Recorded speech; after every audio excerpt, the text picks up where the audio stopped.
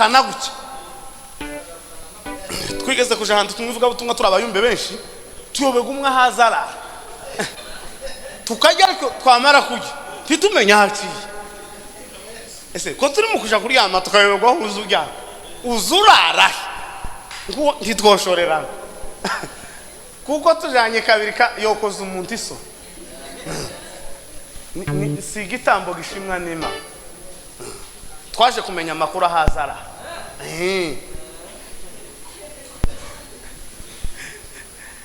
ariko kubera kuko mukirisitu igitabo cyarambwiye ngo agikomanga ngo mubahe Imana ngo azayirukankaza kumukingurira ngo akimuramutsa gute ngo bineza neza zamazuzura muri mwubahe Imana.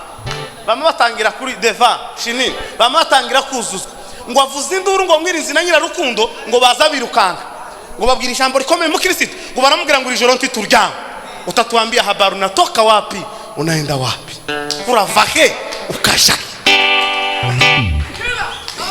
Tuzamuri Imana shohe haleluya. Baramubwira ngo esekuru ngo ijoro ntituryama turarara tuganira bw'amabuca kuravahe ukaja. Mukristo arababwira ngo nturutse mu ndugudu wirimbukiro ningize umugore n'abana ngo baze tujana barananiye tabwenge na mudakugwa ku ijambo babaye nkabankurikire ngo bashike barananirwa ariko njewe naramashije ndaje. Baramubwira ati niyo nzira twahise tayindeze kuko niyo nzira wawe ujamo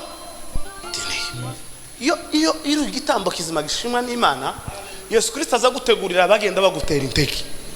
Yesu Kristo aza gutegurira aho ushika bakaguheza amazi ukanywa, aho ugeze inzara bakagutegurira ibiryo, aho ubuzaho kurara bakagusasira kubera kuko uri igitambo gishimwa n'Imana.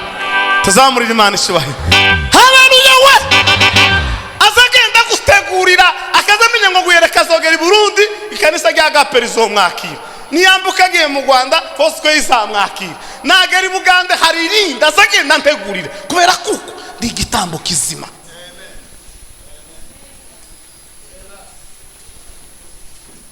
Anguko bitakabazi kajye kiwacu ki Rwanda twumve.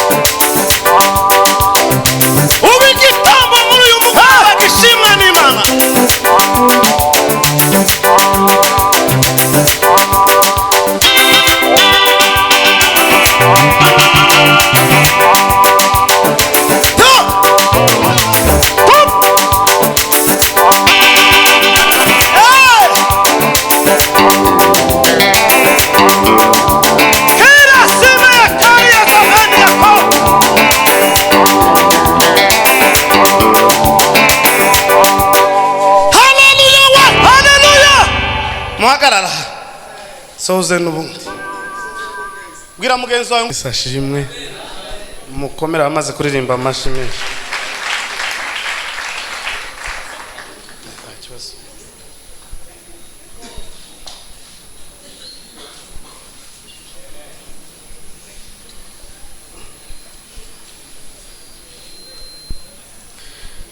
Barakoze bene data bamaze kuririmba ndetse na mwene data Kiriki uhimbaje ni wewe wikase wenyine singukase utazoja kuvuga ngo mu giterane cyawe naraguhagaritse ni ari ni giterane cyawe nyine ni wewe wenyine wihagaritse ariko byari byiza kubera kuko amasaha nayagomba kubahirizwa.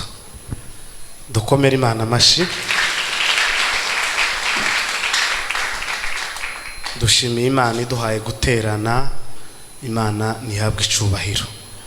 Abakuru n'abatoya tubonetse imbere yayo imana ihabwa icubahiro. Turashimira ubuyobozi bw'itorero Bishop ndetse n'abandi bashumba bakorana gutegura kino cicaro mukaduha n'umwanya kugira ngo tuboneke. Imana ibaheze umugisha. Ndashimira ndetse n'abandi bashumba, umushumba wabanje kutugezaho ijambo ryo kwigisha cyangwa se amiga. Imana iguheze umugisha. Turabashimiye mwese abanyabujumbura mwaje guterana.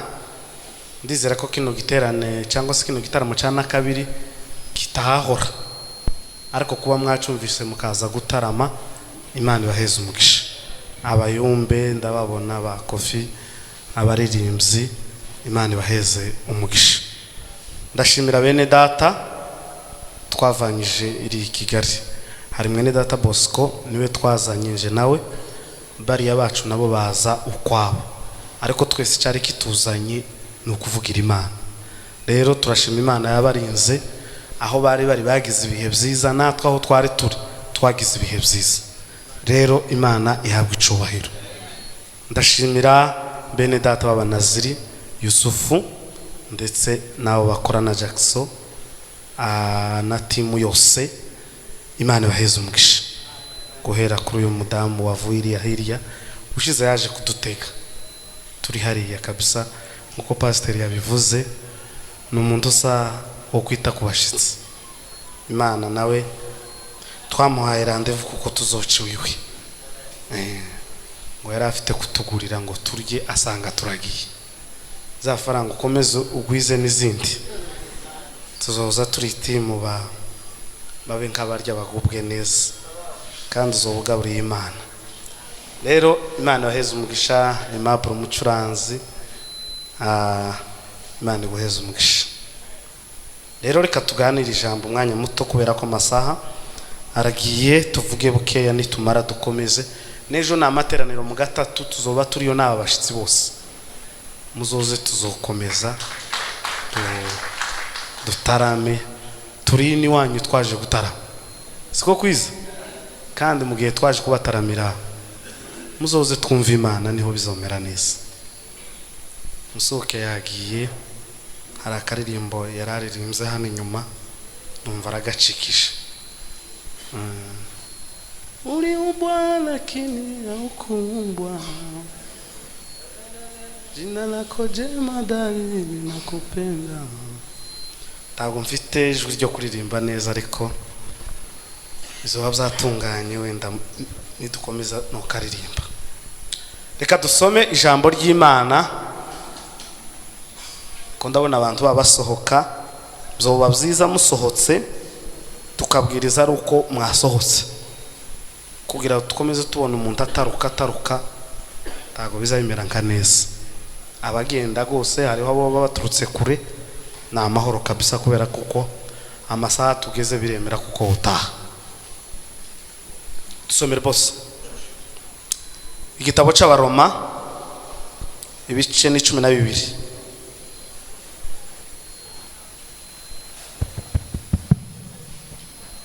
Niba ari uko mvuze ngo batahe, ariko mutahe ntiyagira uhagarara aho ngaho, kuko mbonye bose basohotse. Ntiyagira uhagarara aho umuntu azataha, kandi uhagarara aho ngaho hano mu materaniro tugiteranye bimubera icaha. Niko bimeze. Abaroma tangirira aho ngaho, dushake dusoma umurongo wa mbere n'uwa kabiri gusa, tumara tuganira ijambo ry'Imana. Gitabo cy'Abaroma ibice 12. Yego. Mutwe w'amagambo uravuze ngo imirimo ikwiriye imibereho ya Gikristo. Imirimo ikwiriye imibereho ya Gikristo. Nuko bene data ndabinginga kubw'imbabazi z'Imana, ndabinginga kubw'imbabazi z'Imana, ngo mutange imibiri yanyu, ibi bitambo bizima, byera bishimwa n'Imana, ariko kuyikorera kwanyu gukwiriye, kandi kube ariko kwanyu kuyikorera gukwiriye. Kandi ntimwishushanye n'ab'iki gihe, ahubwo muhinduke rwose mugize imitima misha, muhinduke rwose mugize imitima kugira ngo mumenye neza ibyo Imana ishaka. kugira ngo mumenye neza, bivuga ngo iyo utarahindukira tiwomenye icyo Imana ishaka, ari byo byiza bishimwa kandi bitunganye rwose. Amen. Amen. Mungu akubariki sana. Hari umuntu tutiyegereje, umunaziri ukomeye cyane wavuye i Kigali, Diakoni, haguruka tugukomere Imana amashyi.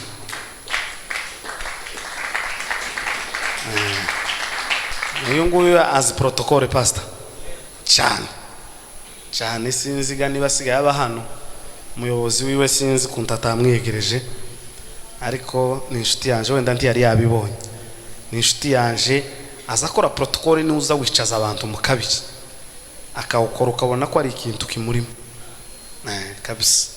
Rero nawe turakwiyegereje, numvise amakuru kuri hano.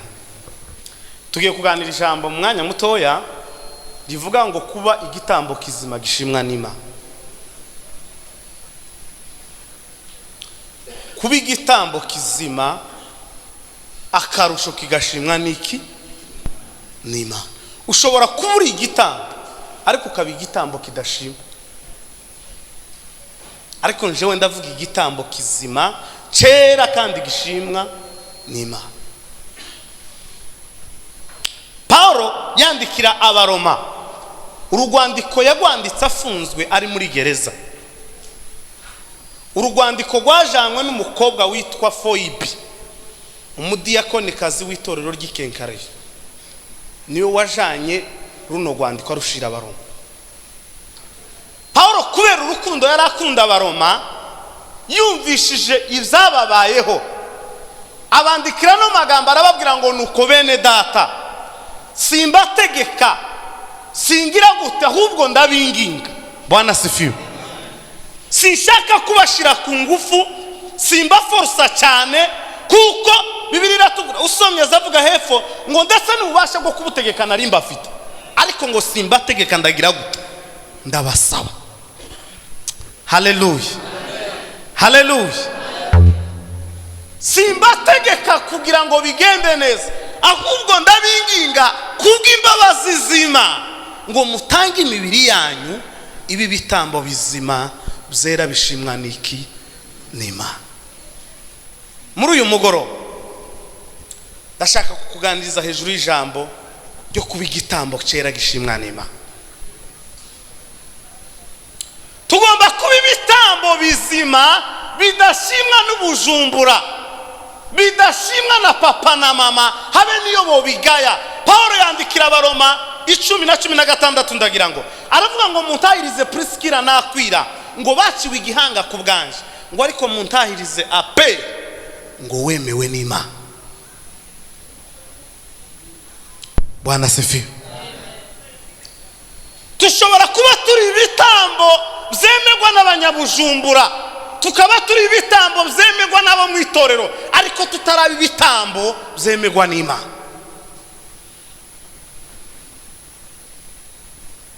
Iyo Imana yamaze kukwemera, iyo yonyine izi kwemeza n'abandi, iyo wamaze kuba igitambo kizima cyera gishimwa n'Imana iri mu ijuru, iyo ifite izindi mbaraga zo kutwemeza kuko nawe uri igitambo kizima.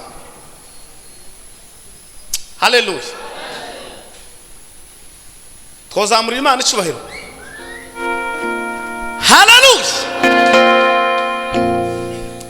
Tugomba guharanira kuba igitambo cyera gishimwa n'Imana Data. Ese kugira ngo ube igitambo cyera bigenda gute? Bwana sifiwe. Anje ndi mubo yanyuzeho mbabaye, iribambe murukundo, aranyumura aranyiza, ajuri imyenda yanje. Anje ndi mubo yanyuzeho mbabaye, angirira ibambe n'urukundo, aranyomora arangiza, wishyura imyenda yanje.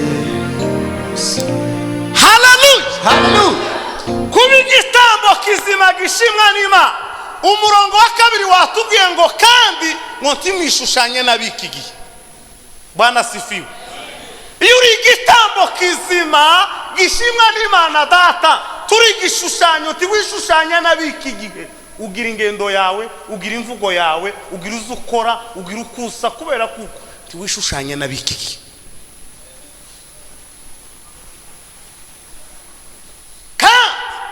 Iyo wamaze kuba igitambo kizima, Bwana sifiwe,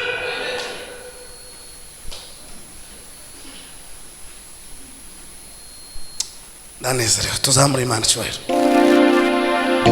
Haleluya. Icyubahiro icyawe iteka ryose. Haleluya icyubahiro icyawe. Haleluya timwishushanye n'abiki gihe. Iyo wamaze kuba igitambo kizima, Imana ngo yageze ije kuvugana na Mose, ngo yava kuvugana na Mose, ngo mu maso yiwe hakaza hatwikana, ngo Abanyisiraheli bakamubwira ngo Mose utuvugishe werekeye. Bwana sifi. Iyo wamaze kuba igitambo kizima, mu muco mu maso yawe haza hakayangana. Tuseme amen. Mu maso hawe haza hakayangana. Uzuhura n'umuntu akakubwira ngo ese bimeze gute, kamubwira ngo ndi igitambo kizima cyera gishimwa n'Imana. Haleluya. Kubera kuko iyo uri igitambo cyera n'Imana, Imana yonyine irakurinda, ikurinda ikibi, icyaha kiza kikurangiza kikabona mu maso hawe ko haratwikana. Haleluya. Kubera kuko wabaye igitambo kizima gishimwa n'Imana. Kandi iyo umaze kuba igitambo tiwishushanya n'abiki gihe, wizera Imana imwe rukumbi. Tusa n'abiki gihe ugira ukuza ugenda. Mukirisitu ngo ari mu rugendo, yageze ahantu ku musozi w'igikundiro, hari hatuye abagabo iwabo wabwenge na kamenyero n'ntagwekana mutariganya. Mukirisitu ngo hageza bugorobye cyane. Tuseme amen. Ngo hagere kuri uwo musozi w'igikundiro, ngo Yesu Kristo yari yarateguye imbuto, abarushe n'abaremere bashika ngo bakabanza bakarya kuri izo mbuto. Ngo hari ahantu heza harambutse cyane. Mukristo ngo akihagera akabaza amakuru, ngo se ziriya ntama mbona ni zande, baramubwira ngo ni za Emmanuel. Iyi misozi irambitse gutya ni yande, ngo ni ya Emmanuel. Izi mbuto zo ni za, ngo baramubwira ngo nazo ni za Emmanuel, yateguriye abantu bazima kera bashimwa n'Imana. Sofela rima kome kotala ndasobanukiwe. Tuzamure Imana ishimwe. Haleluya ngwizi mbuto Bwana sifi. Ntabwo ari izo kurya umuntu wese ubonetse. Izi mbuto ziza zirya umugabo washimwe n'Imana agatangira urugendo. Ngo yashitse hano ananiwe, azaterura kuri ya matunda akarya, akumva amerewe neza, akanywa ku mazi ngo akamererwa neza, kubera kuko yemewe n'Imana, yashimwe n'Imana. Ngo hakurya arambuka ngo bwari bugorobye, ngo agiye kurara hantu, ngo baramubwira ngo hakurya hari inyumba nziza, ngo bamwe abakobwa batatu, ngo mwubahe Imana namwirinzi na nyirarukundo. Ariko ngo baramubwira ngo kugira ngo wishire muri iyo nzu, ngo birategwa n'imvugo yawe. Emmanuel, Imana iri kumwe natwe, arihekewe mutima. Bantu basigaye bashaka Imana mu mugongo. Uwo mwami ni mwiza, yitwa igitangaza, yitwa umuziranenge. Emmanuel, Imana iri kumwe natwe, arihekewe ari mu mutima. Isufa azavuga ngo wizere Imana naje unyizere. Haguruka. Kuracuranga wicaye nambwiriza mpagaze. Arihekewe warihekewe ari mu mutima, warihekewe ari mu mutima, warihekewe ari mu mutima, arihekewe ari mu mutima. Hallelujah. Bwana sifiwe. Ngo baramubwira ngo birategwa n'imvugo yawe kugira ngo winjire muri iyo nzu nzu mukirisitu we ngo birategwa n'imvugo ya mukirisitu ngo akigera kuri iyo nzu ngo yasanze umusekirite nawe ngo amusubirirage mu jambo aramubwira ngo kugira ngo winjiremo ngo birategwa n'imvugo ya uramenye kuvuga ariko umuntu wemewe n'Imana Bwana sifiwe akaba igitambo kizima cye gishimwa n'Imana azahura na mugenzi we bakama bamenyana neza gucya muzamukubitana neza umuyumbe muzima neza muzamusirimbana gucyo ukamubona ngo uriya twoshorerana ukabona uriya nawe yo gutakariza icizere ukabona uriya twojana mu rugenzi yo nkoresha amakosa kubya bari igitambo kitarashimwa n'Imana ukundi twojana na buri muntu wese pastor hari uzubona mwohagurukana gucyo twigeze kuja hantu tumwivuga butumwa turabayumbe benshi tuyobega umwe hazara tukajya ariko twamara kujya titumenya hakiye ese ko turi mu kuja kuri yama tukayobegwa uzujya uzurara ngo ntitwoshorerana kuko tujanye kabiri yokoza umuntu iso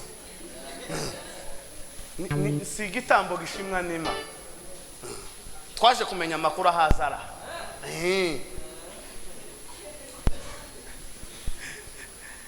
ariko kubera kuko mukirisitu igitabo cyarambwiye ngo agikomanga ngo mubahe Imana ngo azayirukankaza kumukingurira ngo akimuramutsa gute ngo bineza zamazuzura muri mwubahe Imana bamwe batangira kuri deva shini bamwe batangira kuzuzwa ngo avuze induru ngo mwirizi na nyirarukundo ngo baza birukanka ngo babwira ijambo rikomeye mukirisitu ngo baramubwira ngo ijoro ntituryama utatuambia habari unatoka wapi unaenda wapi uravahe ukasha tuzamura Imana shohe haleluya baramubwira ngo asekuru ngo ijoro ntituryama turarara tuganira bw'amabuca kuravahe ukaja mukristo arababwira ngo nturutse mu ndugudu wirimbukiro ningize umugore n'abana ngo baze tujana barananiye tabwenge na mudakugwa ku ijambo babaye nkabankurikira ngo bashike barananirwa ariko njewe naramashije ndaje baramubwira ati niyo nzira twahise ndayindeze kuko niyo nzira waba ujamo iyo igitambo kizima gishimwa n'Imana Yesu Kristo aza gutegurira bagenda bagutera intege Yesu Kristo aza gutegurira aho ushika bakaguheza amazi ukanywa aho ugeze inzara bakagutegurira ibiryo aho ubuzaho kurara bakagusasira kubera kuko uri igitambo gishimwa n'Imana tuzamurira Imana ishubahiro haleluya we azagenda gutegurira akazamenya ngo guyereka zogera i Burundi ikanisa rya Gaperizo mwakira niyambuka agiye mu Rwanda Fosco izamwakira nagera i Bugande hari irinda azagenda ntegurira kubera kuko ndi igitambo kizima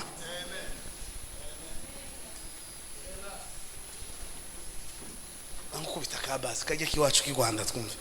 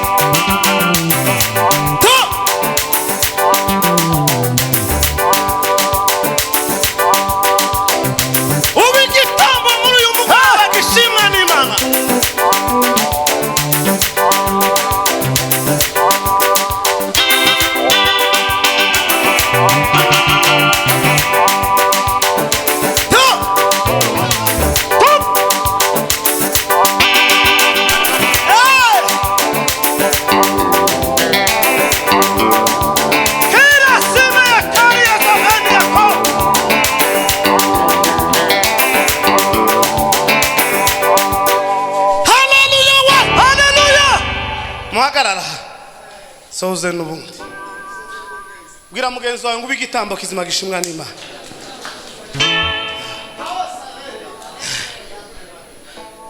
gitambo kizima nta busobanuro bwinshi uburuta gusa gusobanura kugomba kubigita nta bundi busobanuro buruta ngoje ngo nzazana ijambo rimwe mu gifaransa irindi mu cyongereza nta rindi gusa uvuge ngo ma uzugenda mu muhanda ukumva uri igitambo uku pasteur rushikayohaguruka yo gutangaho nk'igitambo nk'umukristo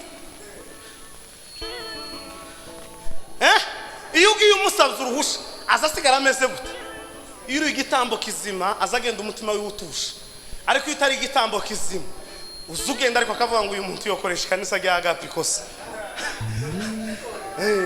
yo kubitisha itorero ikibazo ariko iyo igitambo kizima gishimwa n'Imana nakubwiye ngo iyo wamaze gushimwa n'Imana iyo yonyine izituma abantu bagushima. Haleluya.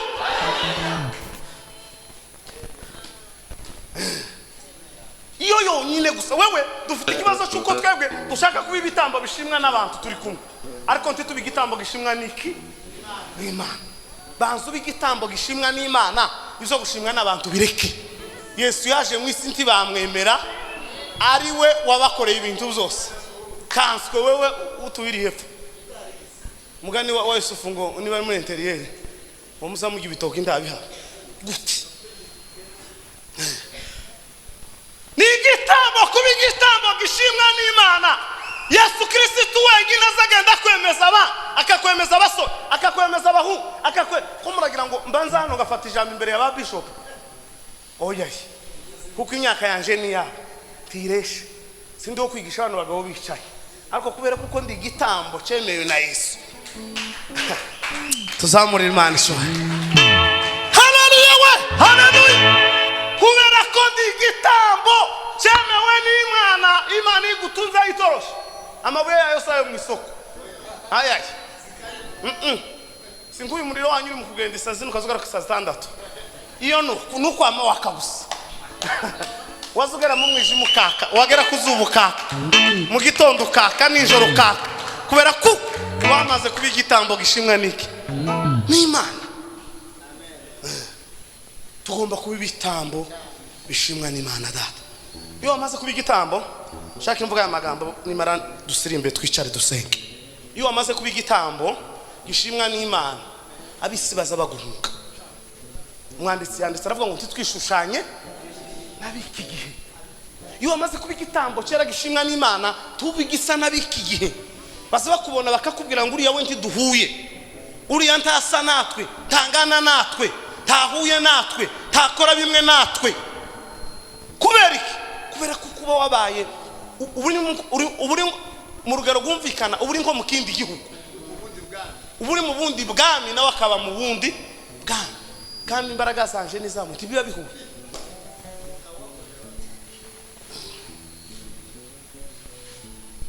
Uratashe kutashe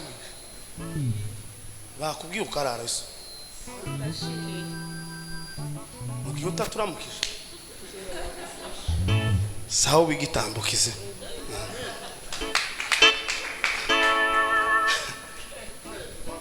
Maria na yumva yago anasomela Maria na yumva yago